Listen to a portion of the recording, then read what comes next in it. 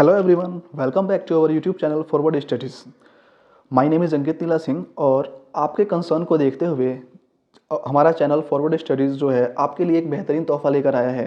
हम अब इस चैनल के ऊपर आपको इंग्लिश के सेट्स भी करवाने वाले हैं केवीएस एग्जामिनेशन को लेकर। और आज हम लेकर आए हैं केवीएस के प्रीवियस ईयर क्वेश्चंस की सीरीज़। और देखिए क्या होता है, हम आगे और भी आपके लिए बहुत अच्छा प्लान कर रहे हैं, लेकिन उसके लिए हमें थोड़ा सा मोटिवेशन चाहिए कि आप भी कोशिश कीजिए कि आप भी हमें कंप्लीटली अपना सपोर्ट शो करें ताकि हमें एक एज एन इंसेंटिव मिलता रहे। Let's start the video. That is first question. In the following items a word is followed by 4 explanatory expressions. Choose the expression which best describe the word. तो word हमारा insolvent है, right? तो हम insolvent word के नीचे कुछ options हैं और उसको डिस्कस करेंगे। तो पहला आप ऑप्शन देखेंगे, who can not pay one debts. Second है one who has paid all one's debts. And third option, one who does not lend money to others. And if you read option 4, one who does not buy on credit. अब देखिए जो insolvent word है उसका जो actual appropriate meaning है that is what, one who can not pays one's debts. अगर किसी ने किसी से पैसे उधार लिए और उसको रिटर्न करने में वो अनसक्सेसफुल हो गया अपनी एसेट्स को सेल करने के बाद भी, तो इस सिचुएशन में पर्सन इंसॉल्वेंट हो जाता है। ये हमारा इडियम है, that is turncoat. Turncoat की बात करूं तो देखिए इसको मार्क करने से पहले, इडियम्स को मार्क करने से पहले आपको क्या करना है, ऑप्शन को भी रीड कर लेना है। इस क्वेश्चन पेपर सॉल्व करने के अलावा भी मैं आपको ये तरीका सिखाऊंगा कि आपको क्वेश्चन को, एग्जाम को कैसे अटेम्प्ट करना है। यानी इन सम सिचुएशन कुछ क्वेश्चंस ऐसे होंगे जो आपको उनका आंसर्स नहीं पता होगा, लेकिन आप एलिमिनेशन टेक्निक और दूसरे लॉजिक से आप आंसर को मार्क करोगे और वो आंसर सही भी होगा। टर्न कोट का क्या मतलब होता है? अब देखिए इस वर्ड को अगर मैं ब्रेक कर दूं, टर्न कोट यानी कोट को पलटना, चेंज करना। अब मैं ऑप्शन को रीड करता हूं। ऑप्शन 1 अगर मैं रीड करूं, one who makes alteration in quotes. देखिए ये ऑप्शन लॉजिकल, कोई सेंस ही क्रिएट नहीं कर रहा है इस इडियम को लेकर, तो मुझे आई थिंक इसको एलिमिनेट कर देना चाहिए। अगर मैं सेकंड को रीड करूं, one who changes one's party, इसको हम कंसीडर कर सकते हैं, राइट? तो मैंने इसको अभी पेंडिंग में रखा है। ऑप्शन थर्ड अगर मैं रीड करता हूँ, that is what, one who buys many coats, जो बहुत सारे कोट्स खरीदता है। अब देखिए ये भी सेंसिबल नहीं है इडियम्स को लेकर। फोर्थ की बात करें, one who sticks to one's views. अब स्टिक की बात कर रहा है, यहाँ पे हमें वर्ड से ही पता लग रहा है टर्न, तो चेंज होना तो स्टिक भी नहीं होगा, तो हमारे पास एक ही ऑप्शन बचता है, that is what, one who changes one's party.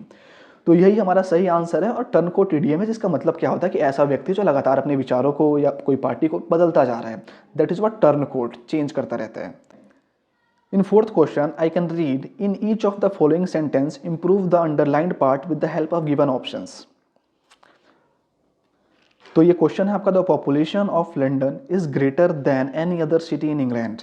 तो आप इस अंडरलाइन पार्ट को पढ़ेंगे, greater than any other city, इसको इंप्रूव करना है। अब देखिए सेंटेंस इंप्रूवमेंट का मतलब क्या होता है। बोलोगे सर ये तो लिखा हुआ है, तो हम इसको और किस तरीके से लिख सकते हैं? बेसिकली इन क्वेश्चन में एक माइनर सा एरर होगा और उसका आपको उस एरर को ठीक करके लिखना है। चलिए मैं आपको कुछ चीज़ें बताता हूँ। आपको हमेशा याद रखना है क्या, कि कंपैरेटिव डिग्री के साथ बाद में यहाँ पे सिटीज़ नहीं आता। आई सेड कि ये जो एनी अदर है और नो अदर हो सकता है, नो, एनी या फिर ऑल, इनके साथ अगर हम अदर का यूज़ कर रहे हैं तो इसके बाद जो आने वाला नाउन या प्रोनाउन है उनकी प्लूरल फॉर्म नहीं लगती है। तो आप ऑप्शन 1 को देखोगे और ऑप्शन फोर्थ को देखोगे तो सिटीज़ आ रहा है, तो इसको तो आप डायरेक्टली एलिमिनेट कर सकते हो।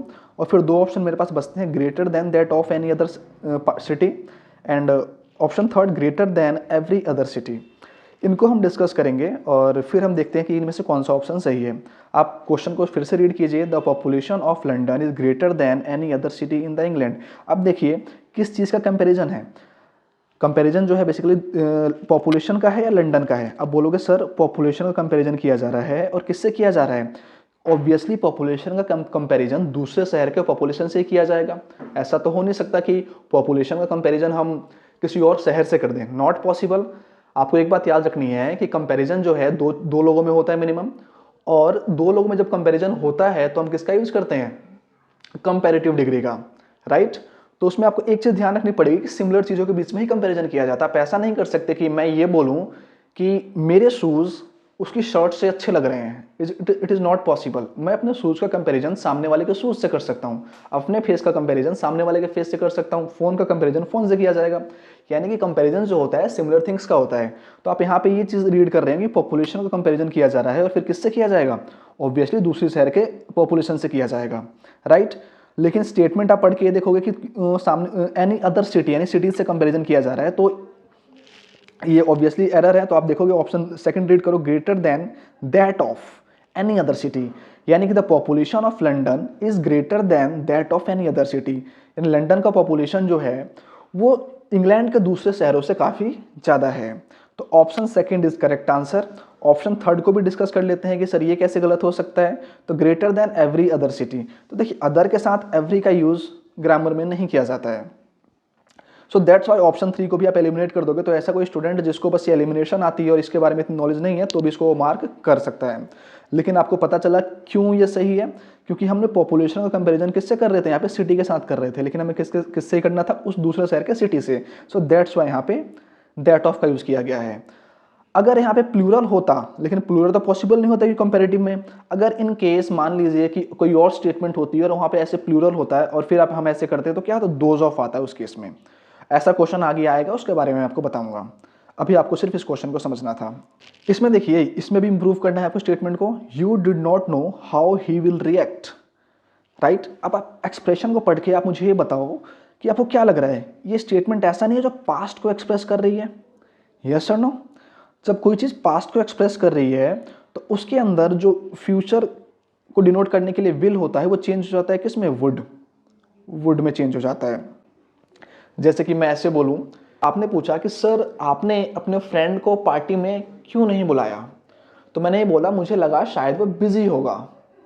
बिजी होगा सेंस आ रहा है फ्यूचर का, लेकिन ये काम ऑब्वियसली पहले हो चुका है, यस और नो, क्योंकि पार्टी तो हो चुकी है। So what I will say I thought he would busy, right. तो अगर ऐसा कोई फ्यूचर का स्टेटमेंट है, फ्यूचर का एक्सप्रेशन है, लेकिन वो एक्टिविटी पास्ट में हो चुकी है, तो हम विल की हेल्प नहीं लेते हैं, किसकी हेल्प लेते हैं, वुड की हेल्प लेते हैं। तो ऑप्शन 3 हमारा करेक्ट होगा, would react. Now we are moving to question 6। यहाँ पे भी हम ईडियम पे आ चुके हैं, और ईडियम की मैं बात करूँ, सो ईडियम है हमारा through thick and thin. Thick and thin का मतलब क्या होता है, देखिए अगर मैं इस ईडियम का अगर मैं डायरेक्ट मतलब बताऊँ तो इसका मतलब होता है under all condition, under all condition. भाई कैसे भी, कितनी भी डिफिकल्टीज आ जाए, कुछ भी हो जाए, मुझको जो है वो काम करना है। जैसे अभी आपका टारगेट क्या होगा कि मुझे किसी भी सिचुएशन में, किसी भी कंडीशन में एग्जाम को क्रैक करना है, और फॉरवर्ड स्टडीज आपकी कंप्लीट हेल्प करेगा। जितना ये चैनल कर सकता है उतना हेल्प करने की कोशिश करेगा। तो थ्रू थिक एंड थिन का मतलब होता है कि अंडर ऑल कंडीशन, चाहे कैसी भी सिचुएशन आ जाए, मैं बिल्कुल ही एविटेबल रहूंगा अपने रास्ते पर, अपने पथ पर, राइट। तो इसके अकॉर्डिंग ऑप्शन 4 करेक्ट है, ऑप्शन 4। लेकिन इससे पहले 3 ऑप्शन है, इनको हम एक बार देख लेते हैं, डिस्कस कर लेते हैं। अगर मैं इन हैप्पी टाइम्स की बात करूं तो देखिए इसको ऑन क्लाउड 9 ये हो सकता है, ऑन क्लाउड 9 इसके थ्रू हम डिनोट करते हैं। इसके अलावा क्लाउड 9 के अलावा in the 7 world, in the haven, इनका यूज करके हम इन हैप्पी टाइम्स को डिनोट करने की कोशिश करते हैं। इन डिफ़िकल्ट टाइम्स की बात करूं तो डिफ़िकल्ट टाइम्स क्या हो सकता है, फिश आउट ऑफ वाटर ये बोल सकते हो, इन द डीप वाटर ये बोल सकते हो, right, in the deep water. In the same way की बात करूं तो इन द सेम वे अपने आप में एक इजी इडियम है, जिसका मतलब होता है जैसा कहा गया है वैसा ही करना है। So through thick and thin का जो आंसर होगा वो कौन सा होगा आपका, मैं अगेन इसको डिफरेंट कलर से अंडरलाइन कर देता हूं, under all conditions. 7th question में क्या है कि आप रीड करेंगे तो ये लिखा हुआ है, in the following sentence out of the given options choose one which best expresses the meaning of the underlined word. एक वर्ड अंडरलाइन किया गया, इन दिस एरे। आपको इसका जो इसकी बेस्ट एक्सप्रेस कर रहा है जो वर्ड, उसको आपको मेंशन करना है कि कौन सा वर्ड जो है डिस एरे के बिल्कुल सिमिलर है। देखिए आपको एक बात ध्यान रखना पड़ेगा, बेस्ट एक्सप्रेसेस अगर इस तरीके से स्टेटमेंट आ रही हैं तो हो सकता है कि एक से ज़्यादा स्टेटमेंट, मतलब एक से ज़्यादा ऑप्शंस मोर और लेस सिमिलर हों, लेकिन उनमें से हमें बेस्ट अप्रोप्रिएट को ढूंढना होता है, क्योंकि यहाँ पे एग्जैक्टली नहीं बोला होता है कि हमें सिनोनियम बताना है या फिर एंटोनियम बताना है। वो बेस्ट एक्सप्रेसेस का यूज़ करता है और इस लेवल पे आके ऐसे ही क्वेश्चंस आते हैं। इस वजह से आप कई बार देखोगे सिनोनियम्स या एंटोनियम्स अगर आप प्रीवियस ईयर सॉल्व कर रहे हैं बुक में, तो बोलोगे सर इस मीनिंग थोड़ी सी डिफरेंट है, लेकिन थोड़ी बहुत डिफरेंट चल जाती है। जस्ट ये मैं आपको अपने एक्सपीरियंस से बता रहा हूँ। सो राइट, आ जाइए। डिसहैरे वर्ड का क्या मतलब होता है? In the state of confusion, right. तो अगर इसके सिमिलर वर्ड की तरफ जाओगे तो ऑप्शन 3 जो है इसका करेक्ट आंसर है, that is what, confusion, right. इसके अलावा अगर डिस्कशन की बात करो, इसका मतलब आपको पता है डिस्कशन किसी भी चीज़ को हम डिस्कस करते हैं, जैसे अभी हम कर रहे हैं। अरेंजमेंट, किसी को प्रॉपर्ली अरेंज करना। डिसरिगार्ड, किसी के प्रति एक कह सकते हो कि रिस्पेक्ट शो मत ना करना, that is what disregard. 8th question में हमें बोला गया है कि in the following sentence only one part has an error, choose the part with the error. कि यहाँ पे 4 पार्ट हैं, ये एंड ये और ये 4th पार्ट, ये first part, second part, third part and 4th part. इनमें से किसी एक पार्ट में एरर है, तो आपको उस एरर वाले पार्ट को मार्क करना है। तो चारों पार्ट में से किसी एक में एरर है। तो मैनी या मैन, ये देखिए एक्सप्रेशन बिल्कुल करेक्ट है। डू नॉट नो, तो ये जो है हो सकता है, इसको भी हम ऐसे कर देते हैं। हिज में तो एक वर्ड है, हिज तो सही होता है। ऑन गुड डीड्स, यानी अपने जो इसके खुद के अच्छे काम होते हैं, जो हमारे अच्छे कर्म होते हैं, इसका मतलब ये है। मैं दोबारा से स्टेटमेंट रीड करता हूँ। Many a man do not know his on good deeds, यानी बहुत सारे लोगों में कई लोग अपने गुड डीड्स के बारे में नहीं जानते हैं। तो आप एक बात समझना कि मैनी अ मैन एक सिंगुलर एक्सप्रेशन है। क्या है? Singular expression, right. और singular expression subject verb agreement के अकॉर्डिंग, आप इस बात को जानते हो कि सब्जेक्ट वर्ब एग्रीमेंट बोल दीजिए, फिर सब्जेक्ट वर्ब कॉनकॉर्ड बोल दीजिए। इसका एक रूल है कि जो सिंगुलर सब्जेक्ट होता है वो सिंगुलर वर्ब को कैरी करता है, राइट। तो अगर ये सिंगुलर एक्सप्रेशन है तो इसके अकॉर्डिंग वर्ब डिसाइड करेंगे। तो वर्ब क्या होगा? अगर सिंगुलर है तो सिंगुलर आएगा, तो डू का क्या बन जाएगा? डज बन जाएगा। करेक्ट स्टेटमेंट क्या होनी चाहिए? Many a man does not know his on good deeds. तो पार्ट सेकंड जो है ये एरर है इसमें। Complete the sentence given below by using the correct form of the verbs with the help of options that follow. Right? Now I am going to read the statement. When I reached the station, the train dash. तो ऐसे statement जिनको आप जो fill-ups वाले हैं इनको आप कैसे करेंगे? सबसे पहले आपने स्टेटमेंट पढ़ लिया और फिर आप ऑप्शन को रीड कीजिए। Should leave, would leave, had left, would have left. So ये ऑप्शंस हैं, इसके अकॉर्डिंग आप देखेंगे तो हम किसी प्रॉपर आंसर पर नहीं पहुंच पा रहे हैं। तो मैं आपको एक चीज़ बताता हूँ। देखिए बच्चों, क्या होता है कि पास्ट टेंस के अंदर 2 चीज़ें आती हैं कि अगर हम 2 पास्ट एक्टिविटीज़ को कनेक्ट करते हैं, पास्ट एक्टिविटीज़ पहली, दूसरी पास्ट एक्टिविटीज़, तो इनको अगर हम जोड़ते हैं तो ऑब्वियसली ये बात तो बहुत कॉमन है, सभी को समझ में आ रही होगी कि दोनों एक्टिविटीज़ सेम टाइम पे हो सकती हैं। बट ऑब्वियस ही बात है, मेजोरिटी ऑफ केसेस में क्या होगा, वो एक्टिविटीज़ कोई एक एक्टिविटीज़ किसी एक से पहले कंप्लीट हुई होगी और दूसरी वाली बाद में कंप्लीट हुई होगी। तो जो काम पहले कंप्लीट होता है उसको हम पास्ट परफेक्ट टेंस से डिनोट करते हैं, और जो उसके बाद कंप्लीट होता है उसको हम पास्ट इंडेफिनिट से डिनोट करते हैं। स्टेटमेंट में पढ़ रहा हूँ। When I reach the station, जब मैं स्टेशन पहुंचा, the train would have left, had left, would leave, यानी ट्रेन जाने की बात की जा रही है। यानी कि ऑब्वियसली ये बात है कि जब वो स्टेशन पहुंचा तो ट्रेन जा चुकी थी, यानी कि उसके स्टेशन पहुंचने से पहले ट्रेन जा चुकी थी, यानी ट्रेन के जाने का काम पहले हुआ है। और अभी मैंने आपको बताया कि 2 पास्ट एक्टिविटीज़ अगर हमने उनको ज्वाइन करवाया है, कनेक्ट किया है, तो जो काम पहले हुआ है उसको आप किससे कनेक्ट डिनोट करोगे? पास्ट परफेक्ट टेंस से। तो पास्ट परफेक्ट की जो हेल्पिंग वर्ब होती है हैड होती है, तो हैड लेफ्ट इसके लिए करेक्ट आंसर हो जाएगा, राइट। और आप देखेंगे जो एक्टिविटी बाद में हुई, यानी बाद में स्टेशन पहुंचा, तो किससे हुआ है? पास्ट इंडेफिनिट से इसको सॉल्व किया गया है। तो मैं आपको ऐसे ट्रिक्स बताता चलूंगा, क्वेश्चन के अंदर हम डिस्कस करेंगे, राइट। और सेम अगर मैं इसके एडजेसेंट एक चीज़ बताऊं, अगर प्रेजेंट टेंस है, प्रेजेंट परफेक्ट है, तो प्रेजेंट परफेक्ट के साथ क्या आएगा फिर? ये इसका आंसर आप मुझे कमेंट बॉक्स के अंदर देंगे और मैं सभी कमेंट रीड करूंगा, और जिसका करेक्ट आंसर होगा मैं उसको रिप्लाई भी करूंगा। तो स्टेटमेंट ये है, he told me that he dash his work, will have to complete, has completed, will complete, had completed. Okay, ये जो फिलअप आया है किस पे बेस्ड है? नरेशन पे बेस्ड है। ओके, ये इंपॉर्टेंट है और कंफ्यूजिंग है, इसलिए मैं थोड़ा सा आपको इस क्वेश्चन के लिए थोड़ा सा लंबा टाइम लूँगा आपका, और आई होप आप बहुत अच्छे से समझेंगे इसको। देखिए नरेशन के अंदर क्या होता है कि रिपोर्टिंग स्पीच को हम जब डायरेक्ट स्पीच से इनडायरेक्ट स्पीच में चेंज करते हैं तो रिपोर्टिंग स्पीच के टेंस को चेंज किया जाता है। टेंस के अलावा टाइम को भी चेंज किया जाता है, प्रोनाउंस को भी चेंज किया जाता है, लेकिन अभी जो है सिर्फ टेंस का ही डिस्कशन किया जा रहा है, तो मैं टेंस के बारे में बात कर रहा हूँ। तो आप इस बात को जानते होंगे, हमारे टेंस जो होते हैं बेसिकली 2 टाइप्स के होते हैं और +1। अब कन्फ्यूजन आएगा, सर आप 2 क्यों बोल रहे हो? 3 टाइप्स होते हैं, प्रेजेंट, पास्ट एंड फ्यूचर। तो देखिए फ्यूचर टेंस है या टाइम है? इसका डिस्कशन हम जब टेंस की वीडियो आएगी एक जो आप कह सकते हो कंप्लीट वीडियो टेंस की फ्यूचर डेज में आने वाली है, तो टेंस को लेकर बहुत सारी जो आपके मिसकंसेप्शन है वो क्लियर किए जाएंगे। अभी भी मार्केट के अंदर बहुत मिसकंसेप्शन घूम रहा है बच्चों में टेंस को लेकर या दूसरे ग्रामर के टॉपिक्स हैं, तो बहुत सारी चीज़ें अभी क्लियर होने वाली है। तो नरेशन के अंदर प्रेजेंट टेंस होता है, प्रेजेंट टेंस और पास्ट टेंस, अभी इन दोनों का डिस्कस कर रहा हूँ बच्चों। तो प्रेजेंट टेंस में सबसे पहले किसी भी टेंस में 4 पार्ट होते हैं। इंडेफिनिट होता है, कॉन्टिन्यूअस होता है, perfect and perfect continuous, present perfect continuous, present indefinite, present continuous, present perfect and present perfect continuous. तो देखिए जब इनकी रिपोर्टिंग स्पीच चेंज करते हैं तो इनका टेंस कैसे चेंज होता है, प्रेजेंट इंडेफिनिट से पास्ट इंडेफिनिट, प्रेजेंट कॉन्टिन्यूअस से पास्ट कॉन्टिन्यूअस, प्रेजेंट परफेक्ट से पास्ट परफेक्ट, ओके, और प्रेजेंट परफेक्ट कॉन्टिन्यूअस से past perfect continuous. Similarly past में क्या होता है बच्चों, पास्ट इंडेफिनिट जो चेंज होगा वो किस में होता है, पास्ट परफेक्ट में चेंज हो जाता है।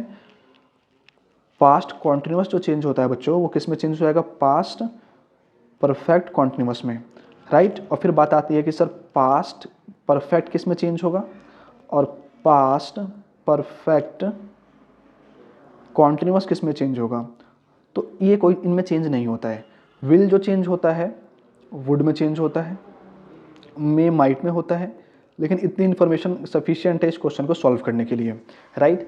तो आप इस बात को देख रहे हैं कि ही टोल्ड मी दैट, यानी ये क्या है, इनडायरेक्ट स्पीच है, राइट। अगर डायरेक्ट स्पीच होती है तो उसमें सेड टू होता है, ही सेड टू मी, और फिर आप जानते हो किस में रहते हैं, इन्वर्टेड कॉमा के अंदर रहते हैं, लेकिन इन्वर्टेड कॉमा से बाहर है, दैट से कनेक्टेड है, राइट। तो आप बोलोगे सर ये इनडायरेक्ट स्पीच है, और इनडायरेक्ट स्पीच के अंदर विल अगर होता तो ऑब्वियसली किस में आ जाता, वुड में आ चुका होता, और कोई ऐसा रूल नहीं है कि हम किसी चीज़ को चेंज करके विल बना दें, no, it can not be done, क्योंकि ऐसा कोई ग्रामर में रूल नहीं है, राइट। तो ये दोनों ऑप्शन तो आंसर से बाहर हो गए। अब हमारे पास हैज़ कंप्लीटेड है और हैड कंप्लीटेड है। अभी मैंने आपको बताया कि अगर कहीं भी आपने ये देखा कि किसी भी चीज़ को हम प्रेजेंट परफेक्ट में चेंज कर रहे हो तो प्रेजेंट परफेक्ट में भी चेंज नहीं कर रहे हैं, और ये तो प्रेजेंट परफेक्ट की हेल्पिंग वर्ब है, तो ये ऑप्शन भी बाहर हो जाएगा। तो ऑब्वियसली डायरेक्ट स्पीच के अंदर हैज़ कंप्लीटेड रहा होगा और उसको हमें चेंज करके किस में चेंज करना है, हैड कंप्लीटेड में करना है। तो हमारा जो ऑप्शन 4 है ये करेक्ट हो जाएगा, और मुझे लगता है कि ये आपको बहुत अच्छे से समझ में आया होगा। ये डोंट जज a book by its cover, एक स्टेटमेंट दी गई है और प्रोवर्ब है, आपको इसका मीनिंग बताना है। डोंट जज a book by its cover, तो ऑप्शन 1 आप रीड करोगे, don't beat about the bush, इसका मतलब होता है इधर उधर की बातें मत करो, डायरेक्टली पॉइंट पर आओ। इसलिए आप देखोगे कि इसकी मीनिंग इससे सिमिलर नहीं है। नेक्स्ट है हमारा, डोंट जज पीपल प्लेसेस और things based medley on their appearance, लोगों को, जगह को या चीज़ों को देखकर, उनको सिर्फ देखकर, उनकी अपीयरेंस को देखकर उन्हें जज नहीं करना चाहिए कि उनकी क्या क्वालिटी है। तो ये परफेक्ट आंसर है। आप देखोगे क्या, ऑप्शन 3 को हम रीड करें, the actual story of text lies inside not outside, senseless है। Don't spend time only in reading the cover page of the book, obviously ये भी सेंसलेस ऑप्शन है। तो इन दोनों को हम एलिमिनेट करेंगे। Now we are moving to question 13 पे आप देखेंगे कि ये बोला गया, suggest the correct synonym of the word grumpy. Grumpy word का आपको करेक्ट सिनोनियम जो है बताना है। तो देखिए ग्रम्पी वर्ड का मतलब क्या होता है, ऐसे लोग जो बैड टेम्पर्ड होते हैं, बैड टेम्पर्ड, उनके लिए क्या यूज़ किया जाता है, ग्रम्पी यूज़ किया जाता है। इसका सिनोनियम बताना है आपको। एनीवेज आपको हेल्प के लिए स्टेटमेंट दी गई है, Serena seems to have a permanent grumpy look on her face these days, यानी सेरेना को देखकर ऐसा लगता है कि भाई उसके फेस पे जो है आजकल एक परमानेंट ग्रम्पी लुक उसके फेस पे ऑलवेज रहता है। तो ऑब्वियसली चिड़चिड़ा है, चिड़चिड़ा कैसा होगा, प्राउड तो नहीं होगा, प्राउड का मतलब आप सभी जानते हैं गर्व। गिल्टी, अभी मैंने बताया बैड टेम्पर्ड है तो गिल्टी भी नहीं होगा, गिल्टी क्या होता है, शर्म। डिसऑनेस्ट क्या होता है, बेईमान, ये ऑप्शन भी नहीं है, तो सरली ऑप्शन है, सरली करेक्ट आंसर है। आप ऑप्शन के थ्रू जा सकते हो, पेपर में कई ऑप्शन ऐसे होंगे जो बहुत ईजी होंगे, उनको आप इजीली एलिमिनेट कर सकते हो।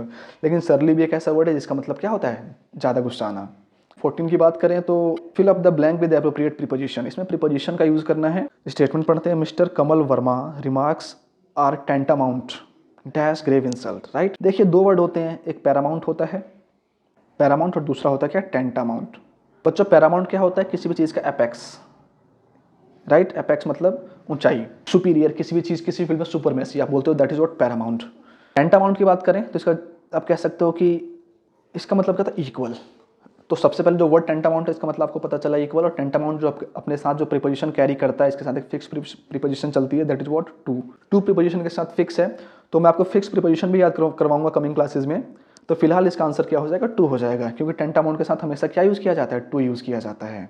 15 पे बोला गया है कि fill in the blank with the correct option. The principal dash to conduct the football matches inside the school premises made all the students very happy. मैं ऑप्शन एक बार रीड कर लेता हूँ, एसेंट, एसेंट, एसेंट और assent. देखिए read करने के बाद आपको ये पता लगा था कि भाई प्रिंसिपल ने ऑब्वियसली शायद कुछ हाँ बोल दी है, तभी सारे बच्चे हैप्पी हैं कि भाई फुटबॉल मैच अब स्कूल के अंदर ही होने वाला है। तो एसेंट वर्ड जो तीसरा ऑप्शन आप देखोगे, इसका मतलब क्या होता है? To agree officially, right. तो आप बोल सकते हो एसेंट वर्ड करेक्ट आंसर है। Fill in the blank with the most appropriate word as per the context of the sentence. Cynical, liberal, timid, ruthless. Cynical का मतलब क्या होता है? सनकी, मोर और लेस सिमिलर होगा। लिबरल वही है कि भाई जो अपने विचारों को मतलब हठी नहीं है, मतलब उसके किसी चीज़ को लिए कट्टर नहीं है, that can be changed. Timid मतलब डरपोक होता है बेटा, रूथलेस मतलब निर्दयी होता है, राइट। तो his parents are quite dash considering their family background and their for their assent to John decision to study further and not join the family business did not surprise.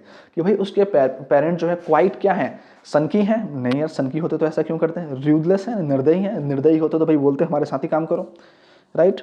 Timid मतलब डरपोक भी नहीं है, तो क्या होगा? Liberal होंगे कि भाई वो लिबरल है, अपने व्यूज़ को चेंज करते हैं। उनका व्यूज़ ऐसा नहीं है कि किसी भी चीज़ को लेकर हम बहुत ज़्यादा स्ट्रिक्ट हैं कि अगर तुमको ये काम करना है तो करना ही है, इसका रिजल्ट कुछ भी आए डजंट केयर, बस आपको करना है, ऐसा नहीं है। तो आपने देखा उसके पेरेंट्स कैसे हैं, थोड़े लिबरल हैं, दैट्स वाई उन्होंने उसको जो है आगे पढ़ने की परमिशन दे दी।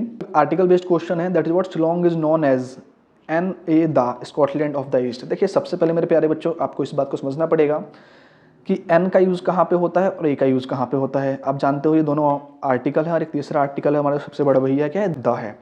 तो द का यूज़ कहाँ होगा? आप इस बात को जानते हो कि सर कि द का यूज़ होता है किसी डेफिनेट चीज़ के लिए किया जाता है, राइट। तो मुझे लगता है आप सभी को इस क्वेश्चन का आंसर मिल गया होगा। एन और ए को डिस्कस कर लेते हैं। कोई चीज़ वोवल से स्टार्ट हो रही है, उसकी प्रोनाउंसिएशन बोल रहा हूँ, व्हाट प्रोनाउंसिएशन। अगर उसकी प्रोनाउंसिएशन वोवल से है, वाउल से है तो एन लगेगा, और प्रोनाउंसिएशन किससे है? कॉन्सोनेंट से है, कॉन्सोनेंट से है तो ए लगेगा, राइट। तो आप सबसे पहले देखोगे इसकी तो भाई जो राइटिंग लिखा भी हुआ है वो किस तरीके से लिखा है? कॉन्सोनेंट से लिखा गया है, और प्रोनाउंसिएशन भी वही कॉन्सोनेंट की आ रही है। तो सबसे पहली बात इसके अंदर एन तो लगेगा नहीं, आर्टिकल लगना है, ये बात पक्की है। तो इन दोनों में से एक चीज़ आएगी, और ये इंडेफिनिट तो है नहीं, ये दोनों तो इंडेफिनिट चीज़ों के लिए यूज़ किए जाते हैं। Scotland of the east, Scotland तो जाना माना एक देश है, और हम उसको रेफर करते हैं किस चीज़ से, तो क्या आंसर होना चाहिए आपका? द आंसर होना चाहिए। Fill up the blank with appropriate preposition. इसमें कोई प्रिपोजिशन फिल करनी है, जैसे कि आप देखिए central government employees have the day dash every Saturday. For, on, out या ऑफ बोलोगे सर? ऑफ। कि जो सेंट्रल गवर्नमेंट होते हैं, वो जो सेंट्रल गवर्नमेंट के एम्प्लॉइज होते हैं, उनका हर सैटरडे क्या होता है? डे ऑफ होता है, छुट्टी पे होते हैं। चलिए 20th क्वेश्चन पे आते हैं। स्टेटमेंट है being a worker he always complete his work on time. देखिए वर्ब एडवांस का एक टॉपिक है आपका, जिसमें जिरेंट पढ़ेंगे, आप इन्फिनेटिव पढ़ेंगे और पार्टिसिपल्स पढ़ेंगे, उसका ही एक टॉपिक है ये। वहाँ से क्वेश्चन बन के आया है। एक वर्ड होता है कंसाइंटियस, इसका क्या मतलब होता है? To put efforts to complete any work. So आप सभी को इसका आंसर मिल गया होगा क्या? कंसाइंटियस यहाँ पे परफेक्ट ऑप्शन है इस क्वेश्चन के लिए। चलिए अभी हमने 20 क्वेश्चन डिस्कस कर लिए हैं, तो ये आज के लिए यही 20 क्वेश्चन थे, और ऐसे ही और वीडियोस चैनल पर लगातार आती रहेंगी, तो चैनल को सब्सक्राइब करना ना भूलें। और क्लास कैसी लगी कमेंट करके ज़रूर बताएं, ताकि हम और ज़्यादा इम्प्रूवमेंट के साथ आप तक कंटेंट पहुंचा सकें। Thank you so much.